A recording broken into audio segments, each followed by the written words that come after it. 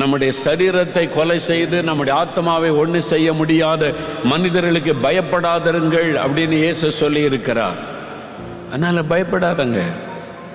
யார் உங்களை பயப்படுத்துகிறார்களோ அவர்களோட கர்த்தர் யுத்தம் பண்ண போகிறார். ஆண்டவர் சொல்லுகிறார், உங்களுக்கு சமாதானம். யார் உங்களுக்கு விரோதமாக யுத்தம் பண்ணுவார்கள், யார் உங்களுக்கு தீங்கு செய்வார்கள்? உன்னுடைய தலையில் இருக்கிற மயிரை கூட நான் எண்ணி வைத்திருக்கிற தேவன். நான் உன்னை விட்டு விலகுவதுமில்லை, உன்னை கைவிடுவதுமில்லை என்று வாக்கு பண்ணி இருக்கிற தேவன்.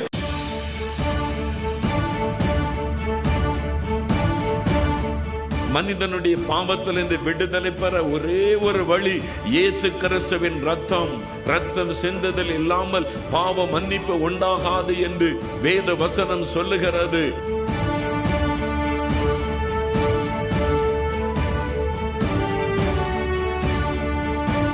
சாபத்தை ஆசீர்வாதமாய் மாற்ற இயேசு சிலுவையிலே சாபம் ஆனார். கலாத்தியர் 3:13 சொல்லுகிறாரு, இயேசு நமக்காக சிலுவையிலே சாபம் ஆனார்.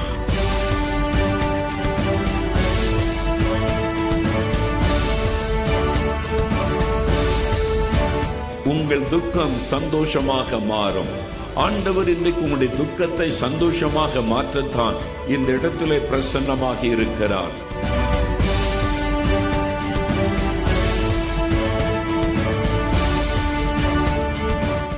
உயிர்த்தெழுந்த ஆண்டவராகிய இயேசு கிறிஸ்துவின் நாமத்தினாலே உங்களுக்கு எங்கள் அன்பின் வாழ்த்துக்கள். என் வாழ்வில் எல்லாம் முடிந்தது என்று முயற்சிகளை கைவிட்டு தோல்வியில் துவண்டு கலங்கி போய் நிற்கிறீர்களா? கலங்காதிருங்கள். உங்கள் கலக்கத்தை மாற்றி உங்கள் வாழ்வில் புதிய துவக்கத்தை தருவதற்காகத்தான் நம் ஆண்டவராகிய இயேசு கிறிஸ்து சிலுவையில் மரித்து 3ஆம் நாள் உயிரோடு கூட எழுந்தார். அந்த இயேசு கிறிஸ்துவை முழுமையாக விசுவாசியுங்கள். உங்கள் வாழ்வில் என்றும் ஆனந்தம்தான். இப்பொழுதும் நமது சகோதரர் மோகன் சிலாஸ்டஸ் அவர்கள் தேவ செய்தி அளித்து உங்களுக்காக சிறப்பு பிரார்த்தனை ஏறெடுப்பார்கள். தொடர்ந்து இணைந்திருங்கள். உங்கள் ஆசீர்வாதங்களை பெற்றுக்கொள்ளுங்கள். பரிசுத்த யோவான் எழுதின சுவிசேஷம் 20ஆம் அதிகாரம் 19வது வசனம் 20வது வசனம் 2 வசனங்களை வாசிக்க கேட்போம். வாரத்தின் முதல் நாளாகிய அன்றைய தினம் சாயங்கால வேளையிலே சீஷர்கள் கூடியிருந்த இடத்தில் யூதர்களுக்கு பயந்ததினால் கதவுகள் பூட்டி இருக்கையில் இயேசு வந்து நடுவே நின்று, உங்களுக்கு சமாதானம் என்றார். அவர் இப்படி சொல்லி தம்முடைய கைகளையும் விலாவையும் அவர்களுக்கு காண்பித்தார். சீஷர்கள் கர்த்தரை கண்டு சந்தோஷப்பட்டார்கள். இயேசு சிலுவையில் அறையப்பட்டு அவர் மரித்து அடக்கமண்ணப்பட்டு விட்டார். இயேசுவோடு இருந்த சீஷர்கள் யூதாஸ் காரியத்தை நான்கு கொண்டு மரித்து விட்டார். 11 சீஷர்களும் இன்னும் இயேசுவை பின்பற்றின சிலரும், அவர்கள் இயேசுடைய சீஷர்கள் மேலறைக்குள்ளே எருசலேமில் கதவுகள் பூட்டி இருக்கிற ஒரு அறைக்குள்ளே இருக்கிறாங்க. அவங்களுக்குள்ள என்ன ஒரு பதஸ்தம், இயேசு கிறிஸ்துவை சிலுவையில் அறைந்து கொண்டுட்டாங்க, அடக்கம் பண்ணியாச்சு, இனிமேல் நம்ம என்ன செய்வது? இயேசு கிறிஸ்து மரித்து உயிரோடு எழும்புவேன் என்று சொல்லி இருந்தார். இவங்க அதெல்லாம் கவனிக்கவே இல்லை. இயேசு சொன்ன வார்த்தையை நினைவில் கொள்ளவே இல்லை. அதனால இயேசுவை நம்ம நம்பி இருந்தோம், அவர் கூட இருப்பார்னு நினைச்சோம். இப்போ அவர் சிலுவையில் மரித்து அடக்கம் பண்ணப்பட்டு விட்டார், இனி என்ன செய்வது என்கிற ஒரு கேள்வி அவளுக்குள்ள. இனி நமக்கு என்ன நடக்கும் என்கிற ஒரு பயம் அவருடைய உள்ளத்தில், பலவிதமான பயம். வேதம் சொல்லுகிறது, யூதர்களுக்கு பயந்ததினால் அவங்க அறை வீட்டுக்குள்ளே முடங்கி இருந்தாங்க. வெளியிலே போவதற்கு பயம். இந்த மத தீவிரவாத அமைப்பினர், யூத மத தலைவர்கள் நம்மையும் பார்த்து நம்மையும் கொண்டு விடுவார்களோ என்கிற பயம். அவங்க பயந்து அறை வீட்டுக்குள்ளே இருக்கிறாங்க. அந்த பயத்தில் இருக்கிற சமயத்தில் தான் அந்த அறைக்குள்ளே இயேசு வந்து நிற்கிறார். உயிர்த்தெழுந்த இயேசு வந்து நின்று, உங்களுக்கு சமாதானம் என்று சொல்லுகிறார். பீஸ் பி அன்டு யூ என்று சொல்றார். உங்களுக்கு சமாதானம் என்பதாய் சொல்லுகிறார். என்ன பயம் அவளுக்குள்ள காணப்பட்டது? முதலாவது வேதவசனம் சொல்லுகிறது, யூதர்களுக்கு பயந்ததினால் அவங்க அறை வீட்டுக்குள்ளே முடங்கி கிடக்கிறாங்க. மனிதர்களை குறித்த பயம். இந்த யூத மத தலைவர்கள் தான் இயேசுவை சிலுவையில் அறைய காரணமானவர்கள். அவர் மீது பொய்யான குற்றச்சாட்டை சொல்லி சிலுவையில் அறைய வேண்டும் என்று கோஷமிட்டு அவரை சிலுவையில் அறைய வைத்தவர்கள் யூத மத தலைவர்கள். அவர்களுக்கு இயேசுவை பிடிக்காது. காரணம், இயேசு அற்புதம் செய்கிறார், திரளான மக்கள் அவருக்கு பின்னால் போகிறாங்க. அதனால் இவளுக்கு பொறாமை உண்டானது. அதனால் இயேசுவை குற்றப்படுத்தி அவரை முடக்க நினைத்தார்கள். கடைசியில் அவரை கொன்றுவிட வேண்டும், இல்லாவிட்டால் நம்முடைய பிழைப்புக்கு ஆபத்து என்று சொல்லி. ஏனென்றால் தேவாலயத்தை வேற சுத்திகரிச்சிட்டார். 2 முறை என் வீட்டை நீங்கள் கள்ளர் கொகையாக்கிட்டீங்க அப்படின்னு கடிந்து கொண்டார். அந்த மத தலைவர்கள் பாதிக்கப்பட்டதுனால இயேசுவை கொன்றுவிட தீர்மானித்தார்கள். அவங்க மூலமாகத்தான் இயேசு கிறிஸ்து சிலுவையில் அறையப்பட தன்னை ஒப்பு கொடுத்தார். அதனால இவங்களுக்கு பயம். இயேசுவை கொலை செய்த யூத மத தலைவர்கள் நம்மையும் கொன்று விடுவார்கள் என்கிற மனிதரை குறித்த ஒரு பயம். அதனால வெளியே போனால் நிறைய யூதர்கள் இருப்பாங்க, யூத மத தலைவர்கள் இருப்பாங்க. எருசலேம் முழுவதிலும் அவங்களை பார்க்க முடியும். இப்போ போனால் கூட நீங்கள் எருசலேமுக்கு போனீங்கன்னா நிறைய இந்த மத தலைவர்கள், யூத மத தலைவர்கள், அவங்க கருப்பு உடை போட்டிருப்பாங்க, கருப்பு ட்ரெஸ் போட்டிருப்பாங்க, அந்த தொப்பி அணிச்சிருப்பாங்க. அவங்களுடைய உடையை பார்த்தே கண்டுபிடிச்சிடலாம் இவங்க யூத மத தலைவர்கள் என்பதாய். நிறைய பேர் அங்கே நடமாடுவதை பார்க்க முடியும். அதனால் அந்த நாட்களில் இந்த யூத மத தலைவர்கள் இயேசுவை விரோதித்தவர்கள் இயேசுவோடு நம்ம இருந்ததுனால நம்மையும் கொண்டு போடுவார்கள் என்று மனிதரை குறித்த ஒரு பயம், அதுதான் அவங்களை பாதித்திருந்தது. மனுஷருக்கு பயப்படுகிற பயம் கண்ணியை வருவிக்கும் என்று வேதம் சொல்லுகிறது. சிலருக்கு எப்பவும் மனிதரை பார்த்தாலே பயம். உங்களை பயப்படுத்துகிற மனிதர்கள் உங்கள் வீட்டுக்குள்ளே கூட இருப்பாங்க. உங்கள் மாமியாராக இருக்கலாம், உங்களுடைய மருமகளாக இருக்கலாம், அல்லது கணவரே மனைவியை மிரட்டி மிரட்டி பயமுறுத்தி அடிமை மாதிரி வச்சிருக்கிற சில கணவன்மார் இருக்கிறாங்க. சில மனைவிமார் புருஷனை பயமுறுத்தி அடக்கி வச்சு அவங்க அதிகாரம் செலுத்துகிற மனைவிமார் இருக்கிறாங்க. அவருக்கு மனைவியை கண்டா பயம், இவங்களுக்கு புருஷனை கண்டா பயம், சிலருக்கு பெற்றோரை கண்டா பயம். மனிதரை குறித்த ஒரு பயம், அச்சம், ஒரு மரியாதை இருக்கலாமே தவிர பயம், நடுங்குவாங்க அப்படியே. அது மனுஷரை குறித்த பயம். வேலை செய்கிற இடத்துல நமக்கு மேல் அதிகாரியாக இருக்கிறவர்கள் பயமுறுத்துவாங்க, அதிகாரம் செலுத்துவாங்க, வேலை விட்டு தூக்கிடுவேன்னு மிரட்டுவாங்க. அவங்களை குறித்த ஒரு பயம். அப்போ அந்த வேலைக்கு போவதற்கே ஒரு பயம். சிலருக்கு வேலைக்கு போகணுன்னாலே ஒரு பயம். அப்படி சிலர் சொல்லுவாங்க, ஐயா எனக்காக ஜெபம் பண்ணுங்க. என்ன விஷயம்? வேலைக்கு போகிறதுக்கே பயமாக இருக்குது. ஏன் வேலைக்கு போகிறதுக்கு பயப்படணும்? எனக்கு ஒரு சூப்பர்வைசர் இருக்கிறார், மேல் அதிகாரி, என்னை கண்டாலே பிடிக்கல, என்னை குற்றம் சொல்லிக்கிட்டே இருப்பார், திட்டிக்கிட்டே இருப்பார். என்னை பார்த்துட்டாலே அவருடைய முகம் மாறிடும், அவரை பார்த்தாலே எனக்கு பயம். அதனால வேலையை விட்டுடலாமான்னு தோணுகிறது. அந்த மனிதரை குறித்த ஒரு பயம், மேல் அதிகாரிகளை குறித்த ஒரு பயம். ஒரு சமயம் ஒரு கணவன் மனைவி அவங்க ஜெபிக்கிறதுக்காக நம்ம ஆஃபீஸ்க்கு அலுவலகம் வந்திருந்தாங்க. எங்கெங்கேயோ தூர இடத்துலேருந்து வந்திருக்கிறாங்க. இந்த மாதிரி ஒரு குடும்பத்தார் வந்திருக்கிறாங்கன்னு சொன்ன உடனே சரி வரட்டும் நான் ஜெபிக்கிறேன்னு சொல்லி அழைத்து பேசினேன். அவங்க சொன்னாங்க, நாங்கள் ஊரை விட்டு கிளம்பி 3-4 வாரம் ஆகிறது, ஊராக சுற்றி கொண்டே இருக்கிறோம். நாங்கள் எதுக்கு நீங்கள் ஊராக சுற்றணும்? உங்களுக்கு வீடு இருக்குதில்ல, வீடு இருக்குது, கடை இருக்குது, கடை ஒன்று இருக்குது, பிறகு எதுக்கு ஊராக சுற்றுறீங்க? அவங்க சொன்னாங்க, நாங்கள் கடன் கொஞ்சம் வாங்கிட்டோம், கடனை திருப்பி செலுத்த முடியலை, அதனால் கடன்காரங்க எங்களுடைய கடையை எடுத்துக்கொள்வன்னு பயமுறுத்தி கடையில் வியாபாரமே செய்ய விட மாட்டாங்க. தினமும் வாசலில் நின்று திட்டிக் கொண்டே இருப்பாங்க. அதனால் வியாபாரம் செய்ய முடியாமல் கடையை மூடிட்டோம். அதனால் வீட்டிலையும் இருக்க முடியல, வீட்டு வாசலில் திட்டுவாங்க. யாரை கண்டாலும் பயம், யாராவது வீட்டுக்கு வந்துட்டால் பயம், கடன்காரங்க தான் வந்துட்டாங்களோ அப்படின்ற பயம்.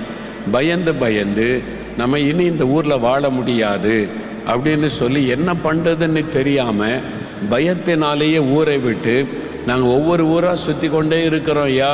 என்ன பண்ணுறதுன்னே தெரியல, இங்கே ஜெபம் பண்ணுறாங்கன்னு கேள்விப்பட்டு இங்கே நாங்கள் வந்திருக்கிறோன்னு சொன்னாங்க. பாருங்க, பயம். அவங்க வீட்டில் குடியிருக்க முடியல, வியாபார ஸ்தலத்தில் வியாபாரம் செய்ய முடியல, ஊரை விட்டு அலைந்து கொண்டே இருக்கிறாங்க. பயம் அவங்களை துரத்தி கொண்டே இருக்கிறது. மனுஷரை குறித்த ஒரு பயம். இன்னைக்கு உங்கள் வாழ்க்கையில் கூட யாரோ ஒரு மனிதரை குறித்த பயம் உங்களுடைய உள்ளத்தை பாதிக்குது. இவங்களை பார்த்தாலே பயமாக இருக்குது, இவங்க வந்துட்டாலே பயமாக இருக்குது, இவங்க பேச ஆரம்பித்தாலே பயமாக இருக்குது. ஒரு பயம், மனிதரை குறித்த ஒரு பயம். அவங்களால நமக்கு ஒரு பாதிப்பு வந்துருமோ, நம்மளை வேதனைப்படுத்திடுவாங்களோ, அவமானப்படுத்திடுவாங்களோ என்கிறதான ஒரு பயம். அப்படி ஒரு பயத்தோடு இந்த இடத்தில் பலர் இருக்கிறீங்க. ஆண்டவர் இந்த மனுஷ பயத்திலிருந்து உங்களுக்கு விடுதலை கொடுக்க விரும்புகிறார். மனிதர்கள் உண்டாக்குகிற பயம். வேத புஸ்தகத்தில் கூட யோசபாத் என்கிற ஒரு ராஜா பாருங்க, 2 நாளாகமம் 20ஆம் அதிகாரத்தில் வாசிக்கும் போது, யோசபாத் என்ற ராஜா, யூதாவின் ராஜா, அவன் பாட்டுக்கு தன்னுடைய ராஜ்யத்தை ஆளுகை செய்கிறான், தன்னுடைய மக்களை ஆளுகை செய்து சந்தோஷமாயிருக்கிறான். அப்பொழுது திடீரென்று 3 ராஜ்யத்தின் ராஜாக்கள், மோவாபு புத்திரர், அம்மோன் புத்திரர், சேயீர் மலை தேசத்தார், பக்கத்து நாடுகள், மோவாபு தேசம், அம்மோன் தேசம், சேயீர் மலை தேசம், இந்த 3 ராஜாக்கள் ஒன்று சேர்ந்து யூதாவின் ராஜாவாகிய யோசபாத்தை விரோதமாக யுத்தம் பண்ண வர்றாங்க. இவர் பாட்டில் தன்னுடைய வேலையை பார்த்து கொண்டு இருக்கிறார். இவங்க 3 பேர் ஒன்று சேர்ந்து யோசபாத்துக்கு விரோதமாய் வருகிறார்கள். யோசபாத்துக்குள்ள ஒரு எண்ணம், எதுக்கு என்கிட்ட சண்டைக்கு வர்றாங்க? நான் பாட்டில் என் ராஜ்யத்தை ஆளுகை பண்ணுகிறேன், இவங்க இதுக்கு என் ராஜ்யத்தின் மேலே படையெடுத்து வர்றாங்க தெரியலை. காரணமில்லாமல் நம்மை பகைக்கிறவங்க, காரணமில்லாமல் நம்மை பயமுறுத்துகிறவர்கள் உங்கள் கிராமத்தில் இருக்கலாம், உங்கள் ஆஃபீஸில் இருக்கலாம், உங்கள் பட்டணத்தில் இருக்கலாம், வேலை செய்கிற இடத்துல இருக்கலாம், ஊழியம் செய்கிற இடத்துல இருக்கலாம். காரணமே இல்லாமல் பகைப்பாங்க, பயமுறுத்துவாங்க, கொன்னுருவேம்பாங்க, அழிச்சிருவேம்பாங்க, இருக்க விட மாட்டேன்னுவாங்க, பயத்தை உண்டாக்குவாங்க. பாருங்க, மனிதர்கள் யோசபாத்துக்கு விரோதமாக வர்றாங்க. வேதம் சொல்லுகிறது, யோசபாத் மிகவும் பயந்து, பார்த்தீங்களா, 3ஆம் வசனம் சொல்லுகிறது, யோசபாத்து பயந்து. அவனுக்குள்ள ஒரு பயம். யோசபாத்து கர்த்தருக்கு பிரியமாக நடந்தவர், கர்த்தர் யோசபாத்தோடு இருந்தார். ஆனால் ஒரு சூழ்நிலை பார்த்த உடனே பயம் உள்ளத்தை வருகிறது. நாம் எவ்வளோ விசுவாசிகளாக இருந்தாலும், ஆண்டவரோடு இருந்தாலும், சில சமயம் சில செய்திகள் ஒரு பயத்தை நமக்கு உண்டாக்கும். ஆனால் அந்த பயம் நிரந்தரமாய் நமக்குள் இருக்காது. அந்த பயம் நம்மை முடக்கி போட்டு விடாது. அந்த நேரம் ஒரு பயம். அப்படிதான் யோசபாத்துக்கு பயம் வந்தது. உடனே யோசபாத் உபவாசத்தை கூறிவித்தான். எல்லாரும் கூடுங்க, எருசலேமில் கூடி வாருங்கள், நாம் உபவாசம் பண்ணி கர்த்தரை தேடுவோம், ஜெபிப்போம் என்று சொல்லி. பயப்படுகிற ஒரு சூழ்நிலை வந்தபோது, மனிதர்கள் யோசபாத்துக்கு விரோதமாக எழும்பி வந்தபோது, 3 ராஜாக்கள் ஒன்று சேர்ந்து வந்தபோது பயம் வந்தது உண்மை. அவர் எல்லாரையும் கூப்பிட்டு எருசலேமில் உபவாசம் பண்ணி ஜெபிக்கிறாங்க, கர்த்தரை நோக்கி கூப்பிடுகிறாங்க. அப்போ என்ன நடக்குது? 15வது வசனத்தை நீங்கள் வாசிக்கும் போது, அந்த ஜெபம் பண்ணின போது கர்த்தருடைய ஆவியானவர் இறங்குகிறார். அங்க இருக்கிற ஒரு தீர்க்க தரிசனம் சொல்லுகிற மனிதன் மேல இறங்கி ஆண்டவர் சொல்லுகிறார், ஏராளமான கூட்டத்திற்கு பயப்படாமலும் கலங்காமலும் இருங்கள். ஆண்டவர் சொல்றார், என் பிள்ளைகளை பயப்படாமலும் கலங்காமலும் இருங்கள். உங்களுக்கு விரோதமாக எழும்பி வருகிற கூட்டம் பெரிய கூட்டம்தான். அவங்கள பார்த்தாலே நீங்க ஜெயிக்க முடியாத என்ற பயம் உங்களுக்குள்ளே காணப்படலாம். ஆனாலும் நீங்கள் பயப்படாமலும் கலங்காமலும் இருங்கள். எப்படி பயப்படாமல் இருக்க முடியும் ஆண்டவரே? 3 ராஜாக்கள் சேர்ந்து கொண்டு வருகிறார்கள். அவங்களோட யுத்தம் பண்ணி ஜெயிக்க நமக்கு பலன் இல்லை. அவங்க 3 ராஜாக்கள், 3 ராணுவம் ஒன்று சேர்ந்து வருகிறது. 3 பேர் ஒன்று சேர்ந்து வந்தா எப்படி அவங்களை ஜெயிக்க முடியும்? சூழ்நிலை பார்த்தால் ஜெயிப்பதற்கு வாய்ப்பு இல்லை. அவங்க உள்ள நுழைஞ்சா தேசத்தை நாசம் பண்ணி விடுவார்கள். என்ன செய்வது? ஆண்டவர் சொல்லுகிறார், உங்கள் இருதய கலங்காமலும் பயப்படாமலும் இருப்பதாக. ஏனென்றால் நான் தான் யுத்தம் பண்ண போகிறேன். இந்த யுத்தம் உங்களுடையது அல்ல, தேவனுடையது. அல்லேலூயா. உங்களுக்கு விரோதமாக யாரோ யுத்தம் பண்ணுகிறார்கள். யாரோ உங்களை பயமுறுத்துகிறார்கள். தங்களுடைய அதிகாரத்தை வைத்துக்கொண்டு உன்னை யாரும் என் கையிலிருந்து காப்பாற்ற முடியாது என்று பயமுறுத்தி கொண்டிருக்கிறார்கள். ஆண்டவர் சொல்றார், பயப்படாமலும் கலங்காமலும் இருங்கள், யுத்தம் உங்களுடையது அல்ல, என்னுடையது. ஆண்டவர் சொல்ல, உங்களுக்காக நான் யுத்தம் பண்ணுவேன். கர்த்தர் யுத்தம் பண்ணுவார். என்ன நடந்த? ஒருவர் பட்டயத்தை ஒருவருக்கு விரோதமாக எழுப்பி யுத்தத்தை ஆண்டவர் முடிச்சிட்டார். எல்லாரும் அழிஞ்சு போயிட்டாங்க. யோசபாத்துக்கு விரோதமாக வந்த ஒருத்தரை முன்னால நிற்க முடியல. ஒரு சமயம் ஒரு குடும்பத்தார் என்னை சந்தித்தார்கள். ஒரு பட்டணத்தில் அவங்க நல்ல பிஸ்னஸ் செய்கிறாங்க. நல்ல ஆண்டவருடைய பிள்ளைகள், ஜெபிக்கிற பிள்ளைகள், பிஸ்னஸ் செய்து நல்ல வாழ்ந்து இருக்கிறாங்க. நல்ல வீடு வசதி, நல்ல கர்த்தரை நேசிக்கிற பிள்ளைங்க, ஊழியத்தை எல்லாம் நேசிக்கிற நல்ல குடும்பம். ஒரு நாள் ரொம்ப சோகத்தோடு துக்கமாக வந்தாங்க. என்ன விஷயம்? அவங்க சொன்னாங்க, எங்கள் பட்டணத்தில் ஒரு ரவுடி இருக்கிறான். ரவுடி, ஒரு பயங்கர கேங்ஸ்டர் ரவுடி இருக்கிறான். அவன் ஆள் சொல்லி அனுப்பிட்டான், இவ்வளோ நாளைக்குள்ள இத்தனை லட்சம் ரூபா எனக்கு தரணும், நீங்கள் இப்படி கொடுக்காட்டா நான் உங்களுடைய குடும்பத்தில் நான் மரணத்தை உண்டாக்குற காரியத்தை செய்வேன். உங்கள் வீட்டுக்குள்ளே இரத்த பழி வரும், ரத்தம் சிந்தி மறிக்கிறது வரும். ஏன்னா பயங்கரமான ஆள், கொலைகாரன், பெரிய ரவுடி. சொல்லி அனுப்பிட்டான், இத்தனை லட்சம் கொடுக்கணும். பணக்காரர்களை மிரட்டி பணம் பறிக்கிற ஒரு ரவுடி. அந்த மாதிரி அவன் தனக்கு ஒரு பெரிய கூட்டத்தை வச்சிருக்கிறான். அவங்களுக்குள்ள பயம், என்ன மனைவி பிள்ளைகள்லாம் இருக்கிறாங்க, இவங்க வெளியே போகிற நேரம் வீட்டுக்குள்ளே வந்தால் எல்லாரையும் வெட்டி போட்டு போயிடுவானே, பயம், ஒரு மிரட்டல். அதனால் இவங்க போலீஸில் கம்ப்ளைண்ட் பண்ணலான்னு பேசினாங்க. போலீஸில் என்ன சொல்லிட்டாங்க, அவன் பெரிய ரவுடி, அவனுக்கு பெரிய பெரிய ஆட்கள் பின்னால் சப்போர்ட்டாக இருக்கிறாங்க, அதனால் அவனை எதிர்க்காரங்க, பகைக்காரங்க கேட்குற பணத்தை கொடுத்துருங்க, நீங்கள் உங்கள் உயிர் தானே முக்கியம், பணத்தை கொடுத்துருங்க. ஏன்னா அவன் பயங்கரமான ரவுடி, அவனை எதிர்த்து நீங்கள் போலீஸுக்கு வந்தீங்கன்னு தெரிஞ்சாலே இன்னும் கோபத்தோடு எழும்பிடுவான், அதனால் நாங்கள் உதவி செய்ய முடியாது அப்படின்னு சொல்லிட்டாங்க. போலீஸ் டிபார்ட்மெண்ட்டு கைவிரித்து விட்டார். தனக்கு தெரிஞ்ச சில அரசியலில் இருக்கிற ஆட்கள், அவங்கள்டையாவது பேசி பார்க்கலாமான்னு யார் யாரோ வச்சு பேசி பார்த்தாங்க. அவங்களாம் சொல்லிட்டாங்க, அவன் பயங்கரமான ரவுடி ஆச்சுது, அவன் பெரிய கூட்டத்தை வச்சிருக்கிறான், இதான் அவனுடைய பிள்ளைப்பு, கேட்குறத கொடுத்துட்டு போயிருங்க, நம்ம சேஃபாக இருக்கலாம்ல, இல்லாட்டா பிரச்சனை தான் அப்படின்னு சொல்லிட்டாங்க. யாருமே உதவி செய்ய முன் வரவில்லை. எல்லாருக்குமே பயம், டெரர், அந்த மாதிரி ஒரு ரவுடி. அப்போ அவர் என்ன செய்கிறேன்னு தெரில பிரதர், இது ஒரு தேதி குறிச்சிட்டான், இந்த தேதிக்குள்ளே இத்தனை லட்சம் பணம் கொடுக்கணும்னு சொல்லி.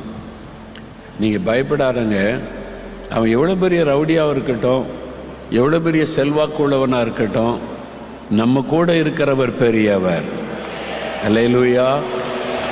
சகலத்தை ஆளுகிறவர், எல்லாவற்றையும் தன் கட்டுப்பாட்டுக்குள் வைத்திருக்கிறவர், உனக்காக நான் யுத்தம் பண்ணுவேன் என்று வாக்கு கொடுத்திருக்கிறவர். பயப்படாதங்க, முதல்ல பயப்படாதங்க. பயம்தான் சாத்தான் உண்டாக்குற காரியம். ஏன்னா அந்த மனிதன் பயங்கரமான ஆள், ரவுடி, கொலைகாரன், அவன் மேலே எத்தனை கேஸ் இருக்குது, பயங்கரமான ஆள். பேரை கேட்டாலே டிபார்ட்மெண்ட்டே யோசிக்கிறாங்க. அதனால தான் அவன் எவ்வளோ பெரிய ஆளாக இருக்கட்டுமே, நம்ம கூட இருக்கிற ஆண்டவர் பெரியவர். தைரியமாக இருங்க, நான் ஜெபிக்கிறேன், நம்ம ஜெபிக்கலாம், ஜெபித்து கொண்டு ஆண்டவரை துதித்து கொண்டே இருங்க, போதும், பயந்துறாருங்கன்னு சொல்லி தைரியப்படுத்தி அவங்கள ஜெபம் பண்ணி தேவனுடைய வாக்கு தத்தத்தெல்லாம் சொல்லி நான் அனுப்பினேன். வசனம் என்ன சொல்லுது? நான் உன்னை விட்டு விலகுவதும் இல்லை, உன்னை கைவிடுவதும் இல்லை, ஆகையால் கர்த்தர் எனக்கு சகாயர், நான் பயப்படேன், மனுஷன் எனக்கு என்ன செய்வான் என்று சொல்லலாமே. எபிரேயர் 13ஆம் அதிகாரம் 5-6 வசனம் பாருங்க. ஆண்டவர் சொல்லுகிறார், நான் உன்னை விட்டு விலகுவதும் இல்லை, உன்னை கைவிடுவதும் இல்லை என்று கர்த்தர் சொல்லி இருக்கிறாரே. அதனால் நாம் தைரியம் கொண்டு, கர்த்தர் எனக்கு சகாயர், நான் பயப்படேன், மனுஷன் எனக்கு என்ன செய்வான் என்று சொல்லலாமே. அல்லேலூயா சொல்லுங்க. கர்த்தர் எனக்கு சகாயர், நான் பயப்படேன், மனிதன் எனக்கு என்ன செய்வான்? தைரியமா போங்க, வசனத்தை சொல்லி ஜெபம் பண்ணுங்க. சொல்லி ஜெபம் பண்ணி அனுப்பினேன். அந்த நாள் வந்தது. அவங்களுக்குள்ள பயம்தான், ஆனால் ஜெபம். ஆண்டவரை துதித்து ஜெபித்து கொண்டே இருந்தாங்க. அந்த குறிப்பிட்ட நாள், அடுத்த நாள், அவன் குறித்த நாளுக்கு முந்தின நாள் என்ன நடந்தது பாருங்க. மாலை நியூஸ் பேப்பரில் ஒரு செய்தி வருது, பிரபல ரவுடி வெட்டி கொல்லப்பட்டான். முந்தின நாள் சாயங்காலம் நியூஸ் பேப்பரில் செய்தி, அந்த பயங்கரமான ரவுடி வெட்டி கொல்லப்பட்டான். அவனை பகைச்ச இன்னொரு ரவுடி, யாரோ பாதிக்கப்பட்ட இன்னொரு கேங்ஸ்டர்ஸ், அவங்களுக்குள்ள ஏற்பட்ட மோதல்ல இவனை கொன்னுட்டாங்க. ஆண்டவர் மரணத்திற்கு ஒப்பு கொடுத்து விட்டார். ஆண்டவர் யுத்தம் பண்ண அப்படிதான் இருக்கும். யார் உங்களை யுத்தம் பண்ண எழும்புகிறாங்களோ அவங்கள நீங்க தேடியும் காணாதிருப்பீர்கள். அல்லேலூயா. பயப்படாதங்க. நம்முடைய ஆத்மாவை சரீரத்தை நரகத்தில் தள்ள வல்லவராயிருக்கிற கர்த்தருக்கு மட்டும்தான் பயப்படணும்.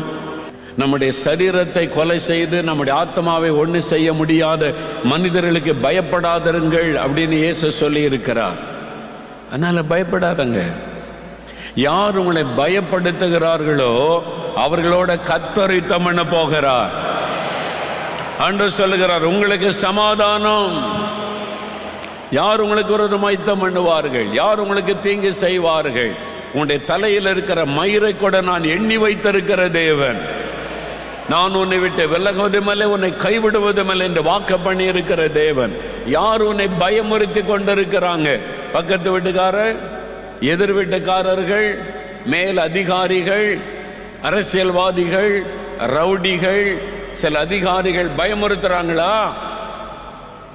பயப்படாருங்க, பயப்படாருங்க. ஆண்டவர் சொல்லுகிறார், உனக்காக நான் யுத்தம் பண்ணுவேன். கர்த்தர் யுத்தம் பண்ண ஆரம்பிச்சா அவ்வளவுதான். அதனால் ஆண்டவர் சொல்ல, உங்களுக்கு சமாதானம் என் பிள்ளைகளே. மனுஷரை குறித்து பயப்படாதங்க. மனுஷரை குறித்த பயத்தில் ஆண்டவர் எடுத்துட்டார், வெற்றி கொடுத்து விட்டார். இன்னைக்கு யாரோ ஒரு மனிதரை குறித்த பயம் உங்களை வேதனைப்படுத்துகிறார். எந்த மனிதரை குறித்த பயம் உங்களுக்குள்ள இருக்கக்கூடாது. கர்த்தரை குறித்த பயம் மட்டும்தான் இருக்கணும். அல்லேலூயா சொல்லுங்க. கர்த்தரை குறித்த பயம் மட்டும்தான் நமக்குள்ள இருக்கணும். எந்த மனிதனை குறித்தும் பயப்படக்கூடாது. என்னால் அவருடைய அனுமதி இல்லாம, அவருடைய சித்தம் இல்லாம ஒருத்தர் உங்க மேல கை போட முடியாது. பவுல் அப்போஸ்தலனுடைய ஊழியத்தை குறித்து நீங்க வாசிங்கன்னா, அப்போஸ்தலர் நடபடிகள் 18ஆம் அதிகாரத்தில் பவுல் கொரிந்து பட்டணத்துக்கு வருகிறார். ஊழியத்தின் நிமித்தம் கொரிந்து பட்டணத்துக்கு வருகிறார்.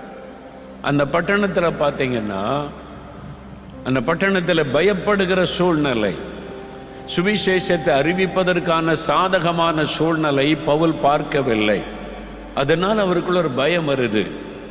இங்கே எதிர்ப்புகள், நெருக்கங்கள், ஆபத்துகள் உண்டாகுமோ என்று சொல்லி அவருடைய உள்ளத்தில் ஒரு கலக்கம். வெளியில தெரியல, இருதயத்துக்குள்ள ஒரு கலக்கம், பயம்.